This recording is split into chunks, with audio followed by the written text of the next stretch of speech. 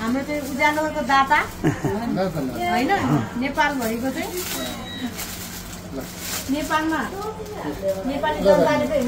उज्यालो कस्तो हुन्छ होइन लोड सेडिङ मुक्त नेपाल बनाउने उहाँको अभियान जुन थियो 10 वर्ष भयो हजुरको अभियान भएको 10 वर्ष पुरा भयो होइन 10 वर्ष पुरा भयो 10 वर्षपछि चाहिँ सरकारले चाहिँ अन्याय गर्यो उहाँमाथि र अहिले पनि तपाईँको साथ समर्थनमा चाहिँ 3 करोड नेपाली जनता हुन्छ इन्क्लुडिङ आशिका तामाङ